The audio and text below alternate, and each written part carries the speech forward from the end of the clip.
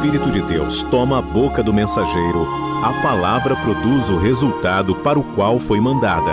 Acompanhe agora mais uma inédita mensagem. Abra o seu coração e faça mais do que ouvir.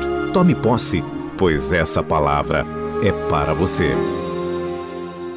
Que a paz do Senhor seja com todos. Por gentileza, tome a palavra de Deus na sua mão. Abra no livro de Isaías, capítulo de número 6. Isaías, capítulo 6 e o verso de número 8.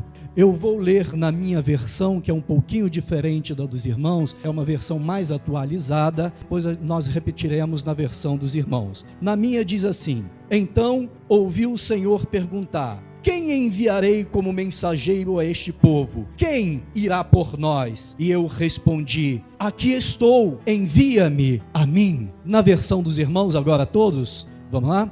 Depois disso, ouvi a voz do Senhor que dizia: a quem enviarei? E quem há de ir por nós? Então disse eu: eis-me aqui, envia-me a mim. Pai querido, nós queremos te pedir que o Senhor continue com a primazia desta liturgia, que o Senhor continue sendo o primeiro lugar aqui. E eu, Pai, quero te pedir em nome de Jesus, porque nenhuma dessas pessoas vieram aqui para ouvir o que eu tenho a dizer, mas todas estão ávidas para ouvir o que tu tens a falar conosco. Então, Pai, anula este que faz uso da voz e vem tu mesmo pelo teu Espírito Santo e ministra aos nossos corações. Pai, independente do ritmo da mensagem, eu quero te pedir que o Senhor tenha toda a liberdade. Se o Senhor quiser curar, o Senhor cure, Senhor, durante a mensagem. Se o Senhor quiser usar o expediente para batizar no Espírito Santo, batiza para a glória do teu nome, assim seja feito. Por bondade, tomem vossos lugares. Isaías tem aqui exatamente 25 anos de idade. Isaías é um jovem, nascido e vivia em Jerusalém. Ou seja, era uma pessoa que estava habituada a frequentar o templo lá em Jerusalém. Só que aos 25 anos de idade, ele tem uma visão, ele vê a glória do Senhor, ou seja, ele tem um encontro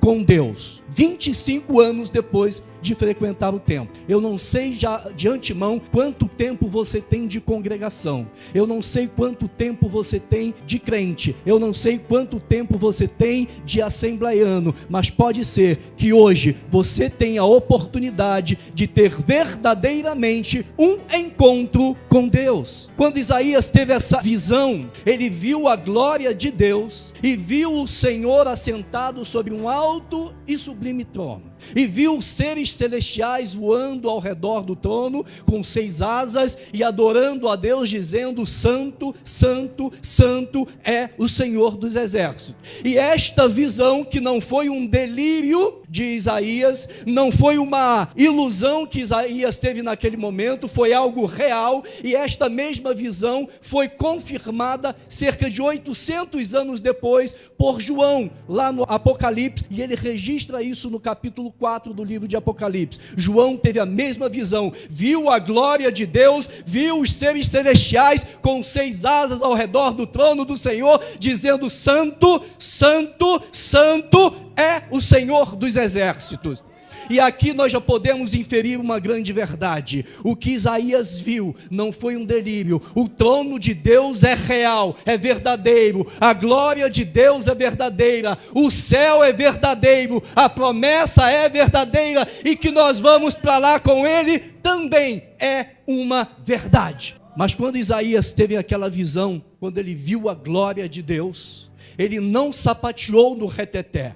Ele não saiu rodopiando falando línguas estranhas. Ele se sentiu, ele viu o quanto pecador como homem ele era. E ele disse: ai de mim, que vou perecendo, porque os meus olhos viram a glória do Senhor. O remédio para o doente, o primeiro remédio para o doente é ele reconhecer que ele está doente. O primeiro passo para a salvação de um pecador é o pecador se reconhecer pecador. E foi isso que Isaías fez. Isaías se sentiu e se reconheceu pecador. E ele usa a expressão: ai de mim que vou perecendo ou que vou morrendo, porque os meus olhos viram ao Senhor e eu sou um homem de lábios impuros. O que Isaías quer dizer ali quando ele diz que é de lábios impuros? Ele talvez até faz referência ao que o Senhor Jesus nos falou lá em Mateus capítulo 12, verso 34. Jesus disse que a boca fala, sai dos lábios aquilo que está cheio o coração. Então o que Isaías está dizendo não é que os lábios dele é impuro porque ele fala palavrão.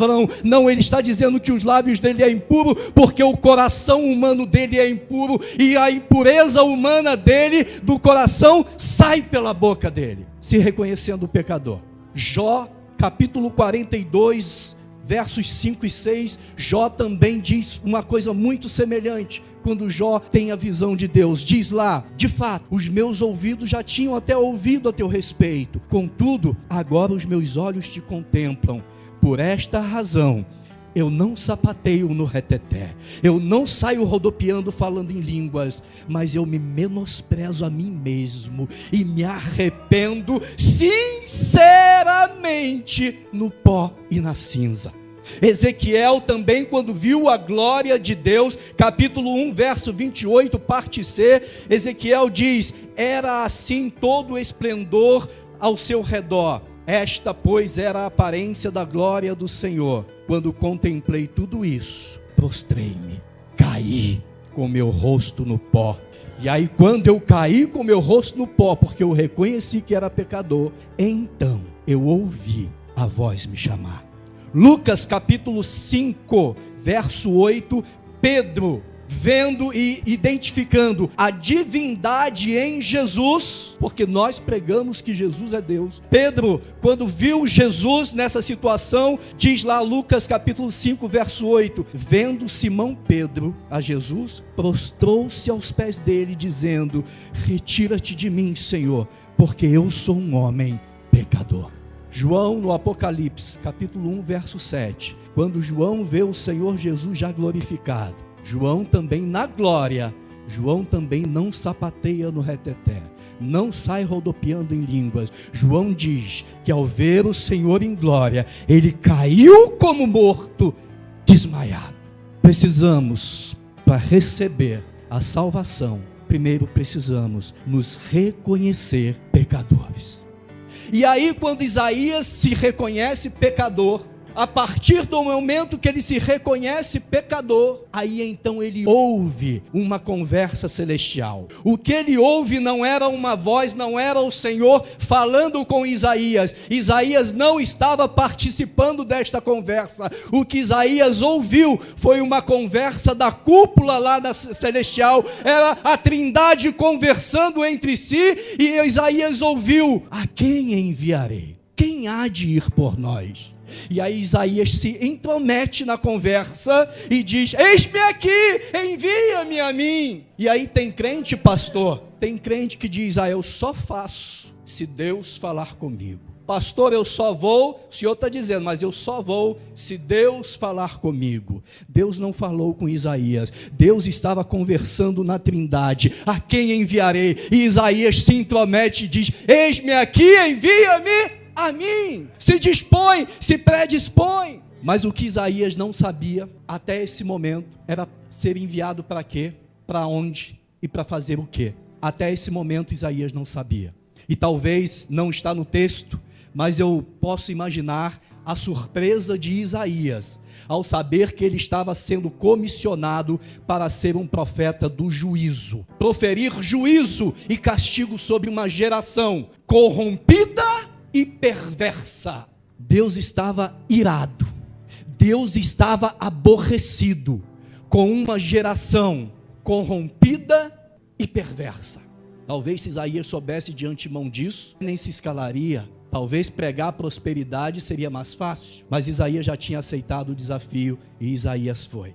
Mas Deus estava irado com essa geração. Por quê? A mágoa de Deus, a ira de Deus é tamanha que no capítulo 1, do verso 11 ao 15, narra, eu não vou ler por causa do tempo, mas está aí, capítulo 1, do verso 11 ao 15, os irmãos vão ouvir a queixa de Deus a respeito dessa geração, ou daquela geração, tanto que Deus não queria nem mais o culto daquela geração. Deus diz, quando vocês estenderdes as vossas mãos, eu esconderei de vós os meus olhos, ainda que multipliquei as vossas orações, eu não vou ouvir, eu não quero mais conversa com vocês. Geração corrompida e perversa.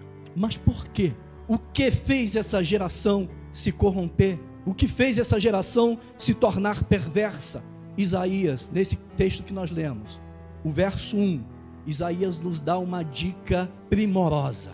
Isaías diz, só uma dica, no ano em que morreu o rei Uzias. Opa, essa é a dica? Então nós precisamos, primeiro, para entender esse contexto, nós precisamos conhecer quem é Uzias. E aí nós vamos entender isso com a história de Uzias, que está no capítulo 26 de 2 Crônicas. Uzias, o nome Uzias quer dizer, o Senhor é a minha força. Ele começou a reinar aos 16 anos de idade e teve o reinado mais longo dentre todos os reis de Israel. 52 anos Uzias reinou. Começou a reinar aos 16 anos de idade. Com 16 anos, o rapaz já comandava um país. E alguns de nós, aí com 18, 20 anos, ainda estamos na barra da saia da mamãe, perdendo e fazendo que os outros percam tempo. Mas Uzias, aos 16 anos, ele já era unanimidade. Não tinha oposição.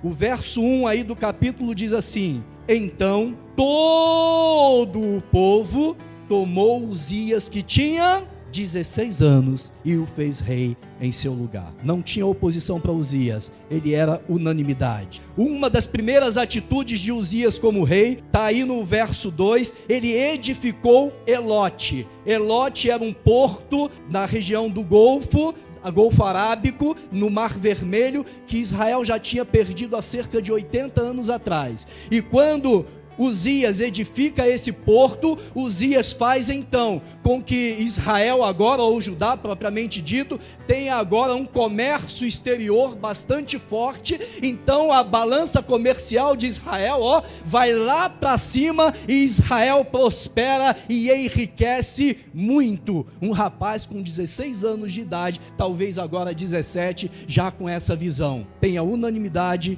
e torna Israel o país rico, com a balança comercial agora positiva. Mas não é só isso. Um país rico precisa de segurança. O verso 9 diz lá que Uzias também edificou torres em Jerusalém, a porta da esquina, a porta do vale, a porta do ângulo, e a fortificou. Agora aquele rapaz que era unanimidade, que fez o país prosperar comercialmente, agora também ele edifica e fortifica a cidade numa época em que os países viviam em guerra. Agora um país rico, também seguro, com um dos maiores exércitos que Israel já teve, com mais de 310 mil homens. Só isso, pastor? Não. Uzias era o cara. 16 anos começa a reinar. Era unanimidade, faz Israel prosperar com uma balança comercial, em comércio exterior, fortifica, dá segurança numa época em que se vivia em guerra. E a Bíblia nos relata que nesse Antigo Testamento vários momentos se passava por período de escassez alimentícia, ou seja, de fome. E lá o verso 10 do texto que nós estamos lendo, de 2 Crônicas 26, diz: também edificou torres no deserto, cavou muitos poços, porque tinha muito gado, tanto nos vales como nas campinas, tinha lavradores vinhateiros nos montes, nos campos férteis, porque era amigo da agricultura. Esses poços que ele cavou servia para irrigar a agricultura. E agora o cara que começou a reinar jovem, era unanimidade em Israel, fez Israel prosperar comercialmente, deu segurança militar ao país. Agora também ele dá segurança alimentar ao país num período de fome. Uzias era o cara. Mais alguma coisa de Uzias, pastor? Só mais uma, tem várias, mas só mais uma. nessas qualidades todas, o cara ainda demonstrou que ele era gênio. Verso 15 diz assim: fez também em Jerusalém máquinas de invenção de engenheiros que estivessem na torre e nos cantos para atirarem flechas e grandes pedras, e propagou a sua fama até muito longe, porque foi ajudado maravilhosamente até que se fortificou. E qual era a tradução do nome de Uzias? O Senhor é a minha força. Quem gostaria de ser esse gênio próspero como Uzias? Eu quero. Quem mais? Você tem caneta e papel aí na mão? Anota que eu vou te dar a receita de Uzias agora. E você vai ser gênio, próspero, vai ser a bênção que Uzias foi até então. Anote aí a receita de Uzias, que está no verso 5. É só você voltar um pouquinho. Verso 5 diz assim: e buscou a Deus enquanto viveu Zacarias, que o instruiu no temor do Senhor, e enquanto ouviu ao profeta e buscou ao Senhor, Deus o fez prosperar. Enquanto você buscar a Deus e ouvir o profeta que tem nesta casa, Deus vai te fazer prosperar. Mas espera aí, pastor, a sua mensagem estava dizendo que Deus estava irado com essa geração. E Deus está irado com essa geração porque tem um rei que ele mesmo abençoa. Um rei que era o cara. Não. Verso 16 começa com uma conjunção adversativa. Mas, havendo-se já fortificado, exaltou-se no seu coração, até se corromper, e transgrediu, pecou contra o Senhor seu Deus. Se desviou. E como ele era o cara, como ele era o exemplo para a nação, e como ele foi o cara que teve o reinado mais longo em Israel, todo o povo seguiu o mau exemplo dele. Toda aquela geração se corrompeu, se desviou, desagradou a Deus, voltaram para trás. É isso que Deus está se queixando lá com Isaías. Voltaram para trás, deixaram o Santo de Israel. Irmãos, e nós sabemos, Hebreus capítulo 9, verso 38, diz: o justo viverá pela fé, mas se ele recuar, minha alma não tem prazer nele. Paulo, preocupado conosco, quando escreveu aos Filipenses capítulo 3, verso 13 e 14, ele diz assim: irmãos, quanto a mim, não julgo que haja alcançado, mas uma coisa eu faço, é que esquecendo-me das coisas que para trás ficam, avanço para as que estão adiante de mim, não recuo, não volto atrás, prossigo para o alvo pelo prêmio da soberana vocação de Deus em Cristo Jesus. E eles recuaram, aquela geração recuou, voltou atrás. E por amor à tua alma, eu preciso te dizer uma verdade nessa noite. O Senhor Deus está tão desgostoso, tão aborrecido, tão irado com esta nossa atual geração, como disse a leitura inicial, uma geração corrompida e perversa. Tão irado está o Senhor quanto estava com aquela outra geração que Isaías profetizou. A palavra perversão, ela deriva de um verbo latino que utiliza o prefixo e o sufixo, o per e o vertere, que quer dizer por as avessas, desviar. O que significa tornar perverso é corromper, depravar, ou seja, perturbar a ordem natural. E eu não preciso nem tecer comentário aqui com os irmãos a respeito de como está essa geração corrompida.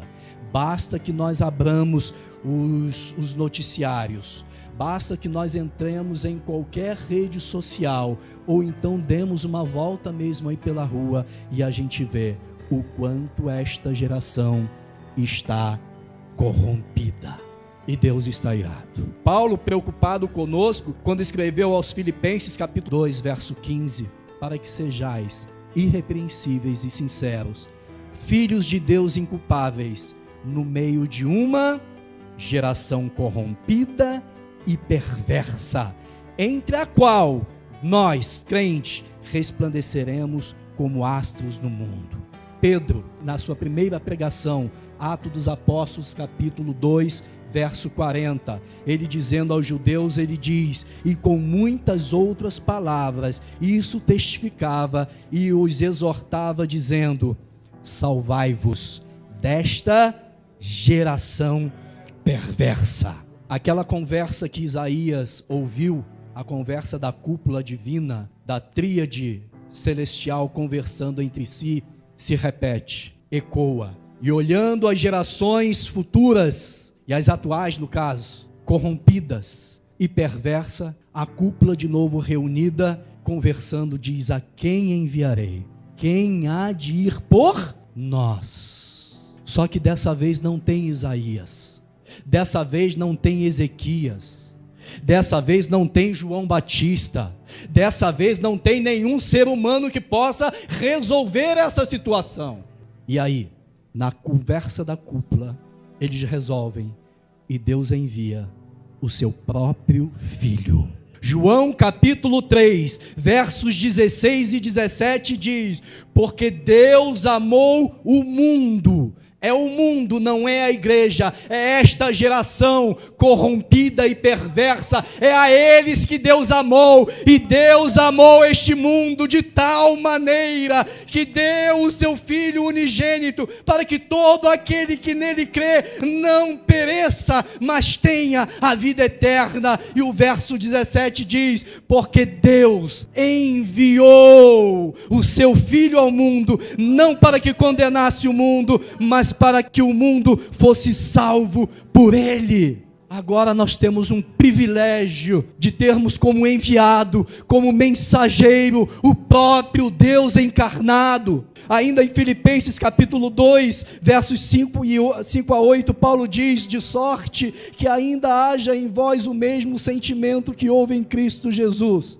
que sendo em forma de Deus, não teve usurpação de ser igual a Deus, mas esvaziou-se a si mesmo, tomando a forma de servo, a forma humana, e fazendo-se semelhante aos homens, e achando-se na forma de homem, humilhou-se a si mesmo, sendo obediente até a morte, e morte de cruz, por causa desta geração corrompida e perversa. Que privilégio nós temos, nós e esta geração corrompida e perversa, de ter agora, não Isaías, que já seria muita coisa, mas termos como enviado o próprio Deus encarnado, o próprio Filho de Deus.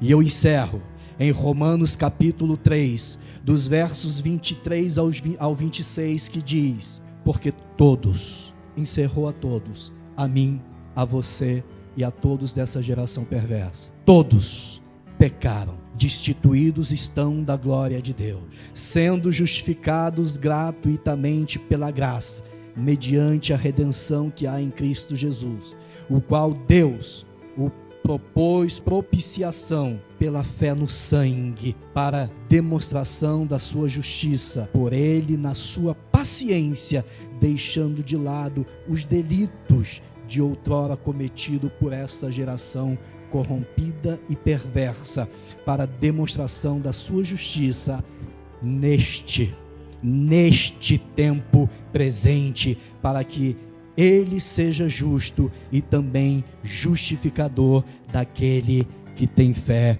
em Cristo Jesus. E só há, pastor, só há um meio, só há uma maneira de nós nos salvarmos desta geração corrompida e perversa: é somente por Cristo Jesus, por Cristo Jesus, por Cristo Jesus. Que Deus possa nos abençoar ricamente.